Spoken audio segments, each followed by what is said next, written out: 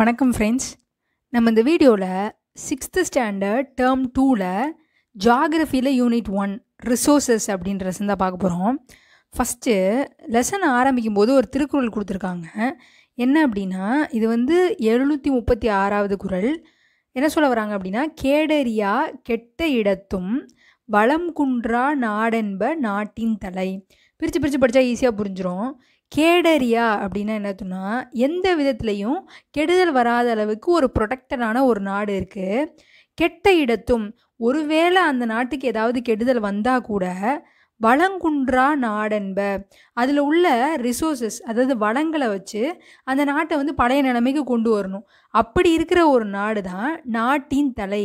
எல்லா நாடுகளுக்கும் முன்னுதாரணமாக விளங்கக்கூடிய ஒரு சிறந்த நாடு அப்படின்னு சொல்கிறாங்க. கேடரியா கெட்ட இடத்தும் வளங்குன்றா நாடென்ப நாட்டின் தலை. அது ஒரு நாடுனா எப்படி இருக்கணும் அப்படின்றதுக்கான ரிசோர்ஸோட கம்பேர் பண்ணுற ஒரு திருக்குறள். இது ரொம்ப இம்பார்ட்டன்ட். லைட்டாக படிச்சு வச்சுக்கோங்க. ஃபஸ்ட்டு இந்த கான்வர்சேஷனில் நமக்கு என்ன தேவை அப்படின்றது மட்டும் பார்ப்போம். ஃபஸ்ட்டு சோலார் பேனல், அதாவது நம்ம சூரிய ஒளியிலேருந்து எலக்ட்ரிசிட்டி தயார் பண்ணுறோம்ல, அதுக்கு சோலார் பேனல் அப்படின்னு ஒன்று தேவைப்படுது. அதில் சோலார் பேனலில் என்ன இருக்கும் அப்படின்னா, ஃபோட்டோ வோல்டாயிக் செல் அப்படின்ற ஒன்று இருக்கும். அந்த செல்லு தான் என்ன பண்ணும் அப்படின்னா, சோலார் எனர்ஜி, அந்த லைட் எனர்ஜியை எலக்ட்ரிக் எனர்ஜியாக கன்வெர்ட் பண்ணும். இந்த பிவி செல்ஸ் எதனால் ஆனது அப்படின்னா, சிலிக்கான் அப்படி ஒரு பொருள்னால ஆனது. இந்த சிலிக்கான் அப்படின்றது வேற ஒன்றும் இல்லை, நம்ம ஏர்த்தோட சாண்ட் இருக்குல்ல, சாண்டில் கிடைக்கக்கூடிய ஒரு மெட்டீரியல் தான் இந்த சிலிக்கான் அப்படின்றது. இது தெரிஞ்சிருக்க வேண்டிய விஷயம். லெசனுக்குள்ளே போகிறதுக்கு முன்னாடி இந்த ஃபஸ்ட் ஆக்டிவிட்டி பார்த்துடலாம். Circle the resources that R not necessary for gardening. Gardening அப்படின்னா என்னென்னு தெரியும். நம்ம தோட்டக்கலையை தான் கார்டனிங் அப்படின்னு சொல்லுவோம். அதுக்கு தேவையில்லாத ரிசோர்ஸ் எது அப்படின்னு கேட்குறாங்க. சாயில் அப்படின்றது கண்டிப்பாக வேணும், சீடு வேணும், பீஸ் ஆஃப் லேண்ட் கண்டிப்பாக வேணும். கம்ப்யூட்டர் அப்படின்றதுக்கும் தோட்டத்துக்கும் எந்த சம்மந்தமும் இல்லை. கம்ப்யூட்டர் அப்படின்றது தேவை கிடையாது. சாப்ளிங்ஸ் அப்படின்றது செடிகள், அது கண்டிப்பாக வேணும். ஃப்ளவர் பாட் கண்டிப்பாக வேணும். மேன்யூர் அப்படின்னா உரம் அப்படின்னு அர்த்தம், உரமும் வேணும்.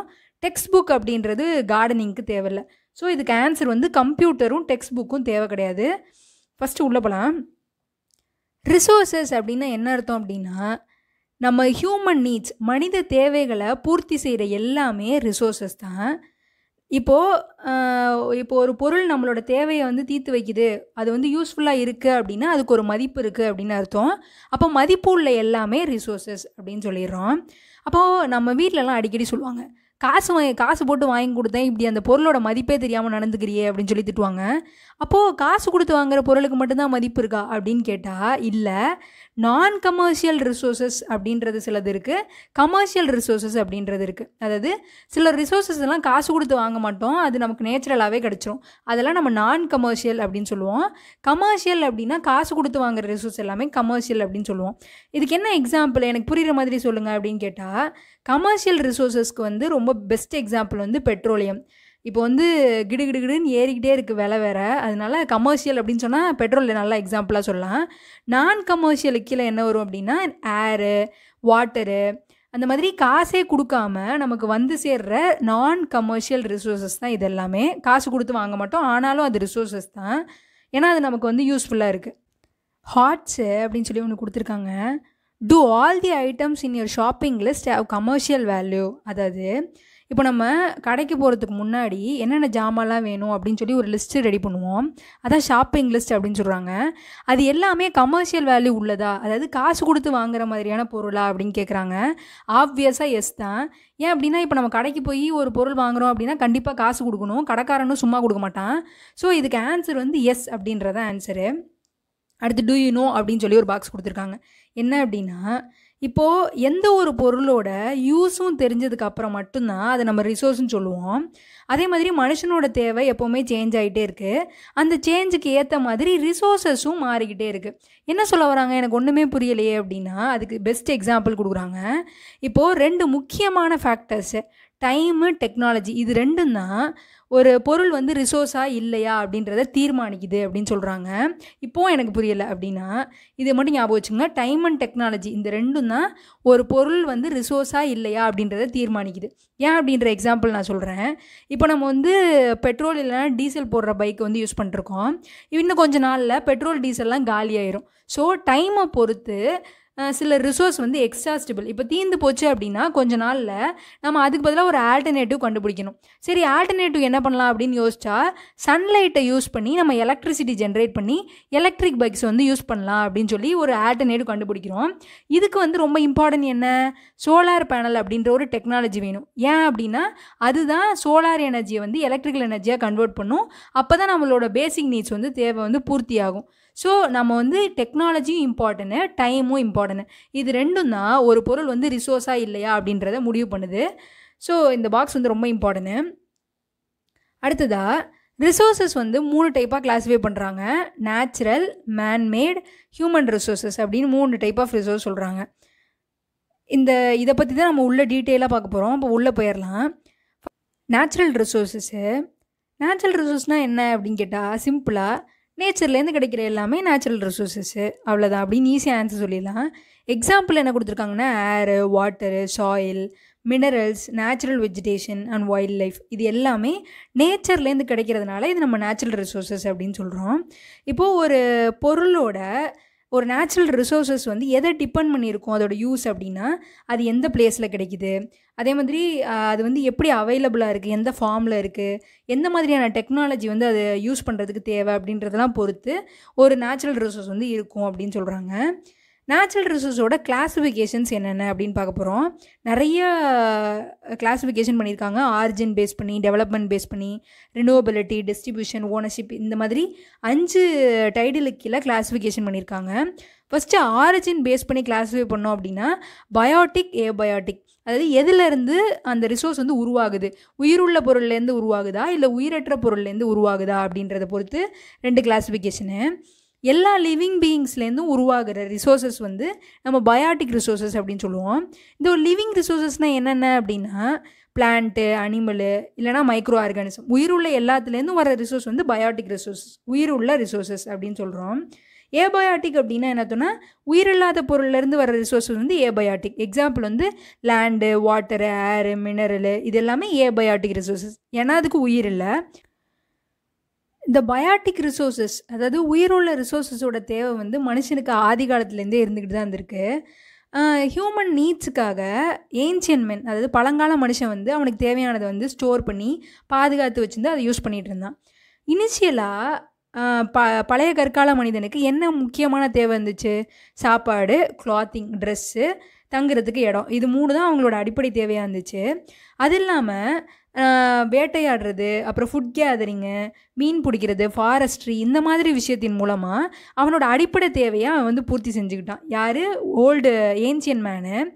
அதுக்கப்புறம் கொஞ்ச நாளில் இப்போ இருக்கிற எல்லாத்தையுமே பறித்து சாப்பிட்டோம் அப்படின்னா கொஞ்ச நாளில் சாப்பாட்டுக்கு பஞ்சம் வந்துடும். ஏன்னா நம்ம எதுவுமே புதுசாக ப்ரொடியூஸ் பண்ண மாட்டோம், இருக்கிறதே சாப்பிட்டுக்கிட்டே இருந்தோம் அப்படின்னா பஞ்சம் ஸ்கேர்ஸ் வந்ததுனால சரி நம்ம அக்ரிகல்ச்சர் பண்ணணும், நம்ம ஏதாவது ப்ரொடியூஸ் பண்ணணும் அப்படின்னு சொல்லி மனுஷனுக்கு தோண ஆரம்பிச்சிச்சு.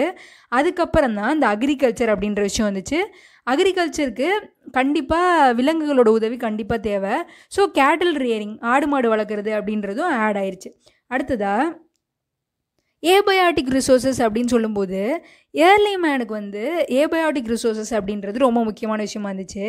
எப்படின்னு சொல்கிறேன். இப்போ நம்ம என்ன பண்ணோம், நம்ம ஃபஸ்ட்டு ஹண்டிங் கேதரிங் பண்ணிகிட்டு இருந்தாங்க, அப்புறம் கொஞ்ச நாளுக்கு அப்புறம் அக்ரிகல்ச்சருக்கு போனாங்க. இப்போ அக்ரிகல்ச்சர் பண்ணோம் அப்படின்னா ஃபஸ்ட்டு என்ன வேணும், லேண்டு வேணும். ஒரு நல்ல ஒரு வளமான நிலத்தை வந்து கண்டுபிடிக்கணும். அப்போ லேண்ட் அப்படின்றது ஒரு ஏபயாட்டிக் ரிசோர்ஸு. அடுத்து வேறு என்ன வேணும் அப்படின்னு கேட்டால் இப்போது அக்ரிகல்ச்சருக்கும் ஆடு மாடு வளர்க்குறதுக்கும் தண்ணி அப்படின்றது ரொம்ப இம்பார்ட்டண்டான விஷயம். ஸோ வாட்டர் ரிசோர்ஸ் அப்படின்றது 2வது இம்பார்ட்டண்டான ஏபயாட்டிக் ரிசோர்ஸ். அது இல்லாமல் இப்போது நம்ம விவசாயம் பண்ணணும் அப்படின்னா ஏறு, கலப்பை, அப்புறம் இந்த மாதிரியான டூல்ஸ் வந்து ரொம்ப இம்பார்ட்டன்ட்டு. விவசாயம் பண்ணுறதுக்கு முன்னாடியே ஹண்டிங் கேதரிங் பண்ணும்போது கூட நமக்கு டூல்ஸ் அப்படின்றது ரொம்ப இம்பார்ட்டண்டான விஷயமா இருந்துச்சு. என்ன சொல்ல வராங்க அப்படின்னா இப்போ வந்து வேட்டையாடும் போது ஃபஸ்ட்டு ஸ்டோனை யூஸ் பண்ணி வேட்டையாடினாங்க. அதுக்கப்புறம் கொஞ்ச நாளுக்கு அப்புறம் காப்பர் கண்டுபிடிச்சாங்க. அதுக்கப்புறம் கொஞ்ச நாளுக்கு அப்புறம் அயன் கண்டுபிடிச்சாங்க. இந்த மாதிரி ஒரு டூல்ஸும் ஏபயாட்டிக் ரிசோர்ஸஸ் தான். இதுவும் மனுஷ வாழ்க்கையில் இம்பார்ட்டண்டான ரோல் ப்ளே பண்ணியிருக்கு அப்படின்னு சொல்கிறாங்க. அயனுக்கு அப்புறம் நிறையா ப்ரிஷியஸ் மெட்டல்ஸ் கண்டுபிடிச்சி அதில் நிறையா காதில் கழுத்துலலாம் மாட்டிக்கிட்டாங்க ஜாலியாக. அடுத்ததாக இப்போது அட் ப்ரெசென்ட்டில் சொல்லணும் அப்படின்னா மைனிங் அப்படின்ற விஷயம். மைனிங் அப்படின்னா என்ன நல்லாவே தெரியும், சுரங்க தொழில் அப்படின்னு சொல்லுவாங்க. மெட்டல்ஸை வந்து மண்ணில் தோண்டி மெட்டல்ஸை வந்து எடுக்கிறத நம்ம மைனிங் சொல்லுவோம். இப்போ அட் ப்ரெசென்ட்டில் இது ஒரு முக்கியமான தொழிலாக மாறி இருக்குது மைனிங்கு. எப்போ ஆரம்பித்தது, ஏன்ஷியன் மென் ஆரம்பித்த விஷயம் இப்போ வந்து ஒரு பெரிய தொழிலாக மாறி இருக்குது அப்படின்னு சொல்கிறாங்க. இதெல்லாம் ஏபயாட்டிக் ரிசோர்ஸோட பெருமைகள் அப்படின்னு சொல்லிக்கலாம். அடுத்ததாக அந்த பேசிஸ் ஆஃப் டெவலப்மெண்ட்டு. இப்போது ரிசோர்ஸஸ் வந்து எவ்வளோ தூரம் டெவலப் ஆகிருக்கு அதை பற்றி தெரியுமா தெரியாதா? ஆக்சுவல் அண்ட் பொட்டென்ஷியல் ரிசோர்ஸ் அப்படின்னு ரெண்டாக பிரிக்கிறாங்க.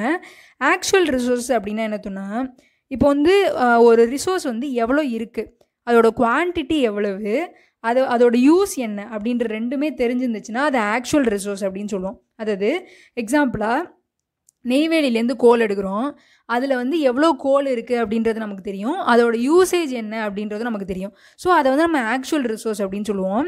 பொட்டென்ஷியல் ரிசோர்ஸ் அப்படின்னா என்னத்தோன்னா, அதோட யூஸும் நமக்கு தெரியாது, அது எவ்வளோ குவான்டிட்டி இருக்குன்னு தெரியாது, அது எங்கே இருக்குன்னு தெரியாது. அந்த மாதிரி ஒரு ரிசோர்ஸ் இருக்குது, ஆனால் அது எங்கே இருக்குன்னுலாம் எனக்கு தெரியாது. அப்படி ஒரு ரிசோர்ஸ் இருக்குன்னு மட்டும்தான் தெரியும், அதோட குவான்டிட்டி பொட்டென்ஷியலு எதுவுமே தெரியாது. அந்த மாதிரியான ரிசோர்ஸ் வந்து பொட்டென்ஷியல் ரிசோர்ஸஸ் அப்படின்னு சொல்கிறாங்க.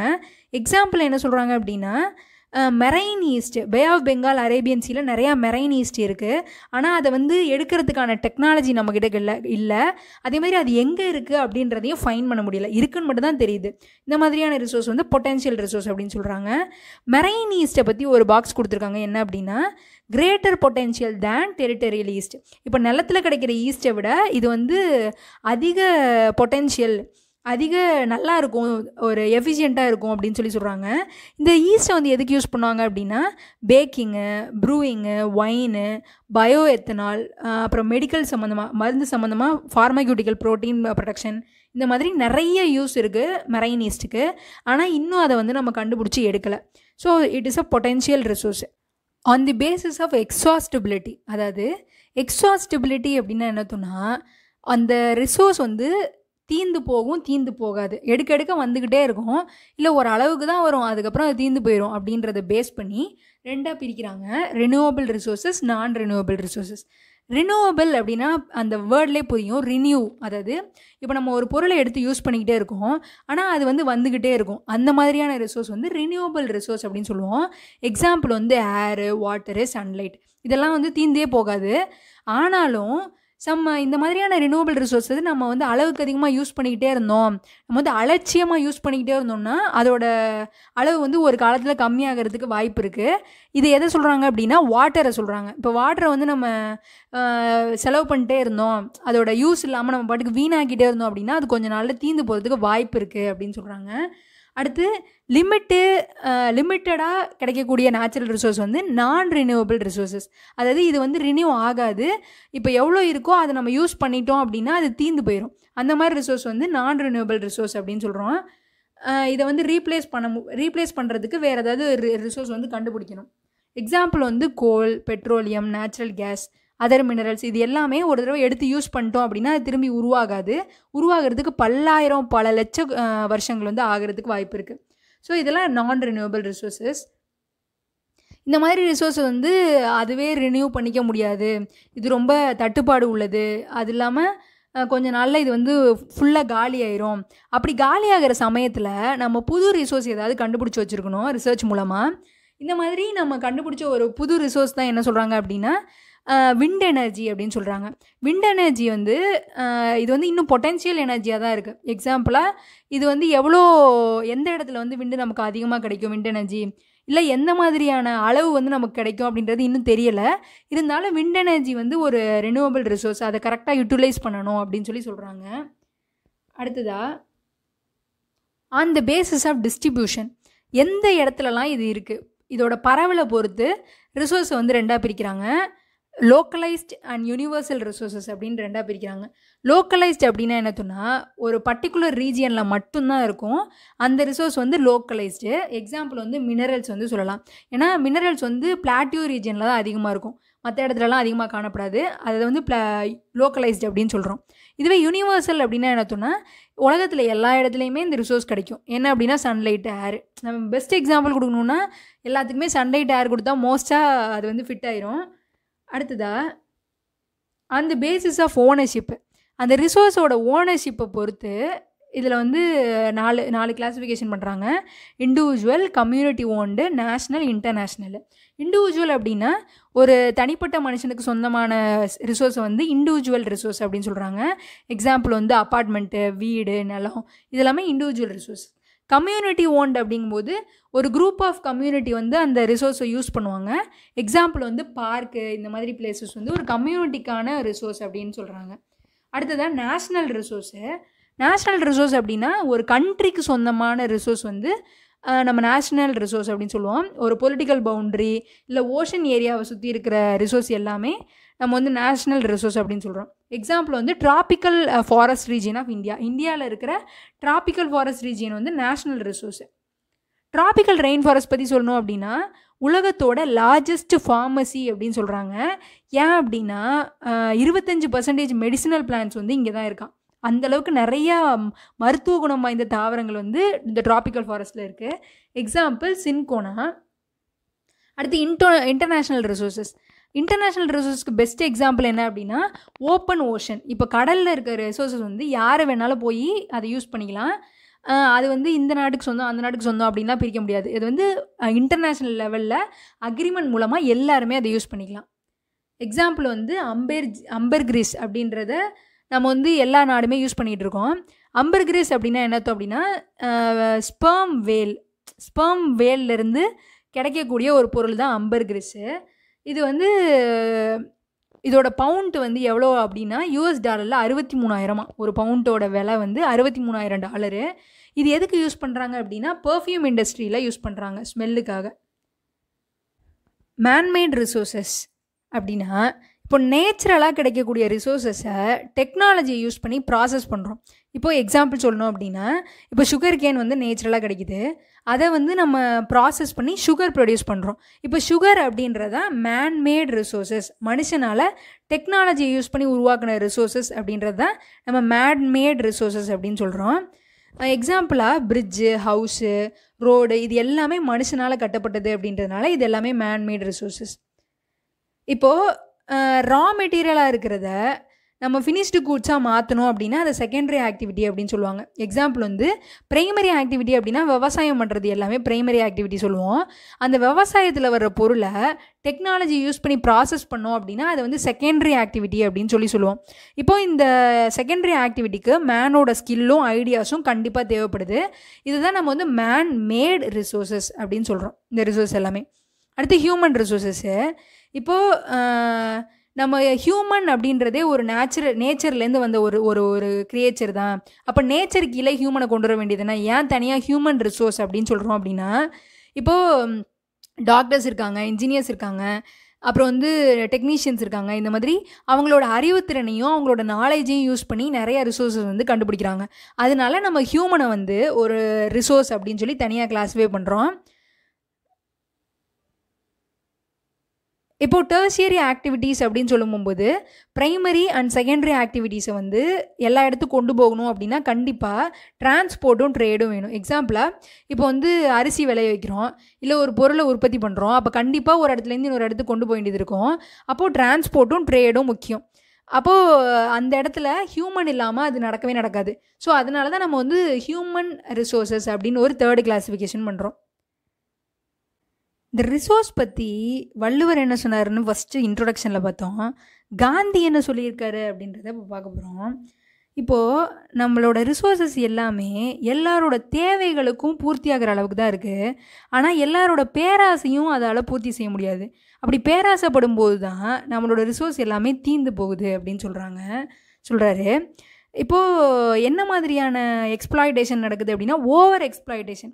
இப்போ ரிசோர்ஸஸ் வந்து இப்போ எனக்கு வந்து 1 லிட்டர் தண்ணி போதும், ஆனால் எனக்கு இருக்குது அப்படின்றதுக்காக நான் பாட்டுக்கு தண்ணியை திறந்து விட்டு நான் பாட்டு பல்லளிக்கிட்டே இருப்பேன். அதுதான் ஓவர் எக்ஸ்ப்ளாய்டேஷன் ஆஃப் ரிசோர்ஸஸ் அப்படின்னு சொல்கிறாரு.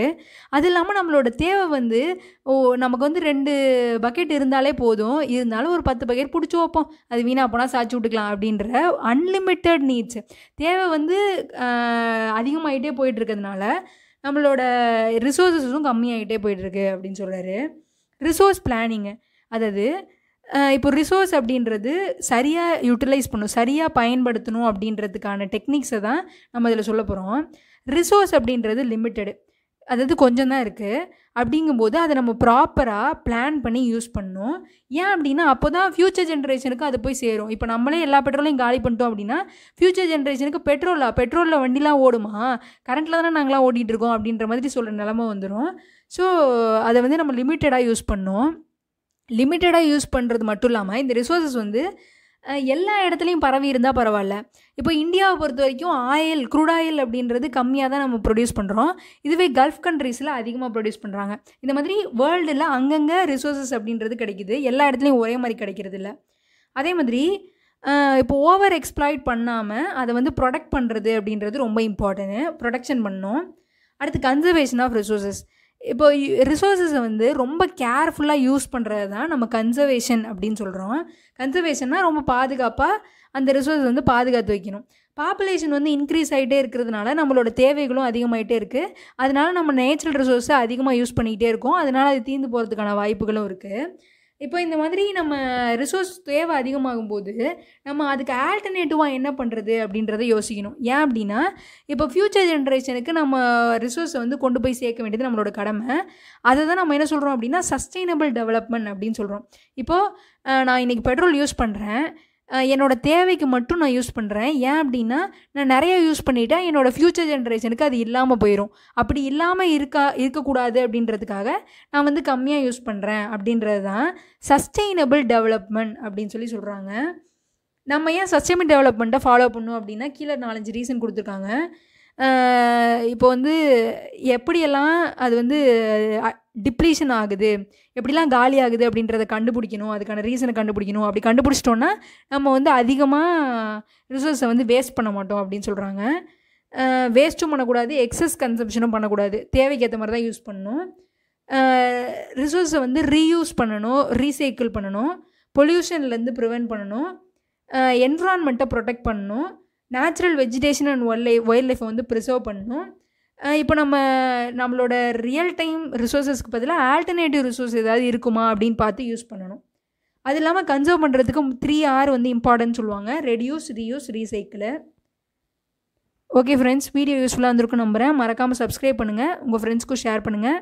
தேங்க்யூ ஃபார் வாட்சிங். தேங்க்யூ.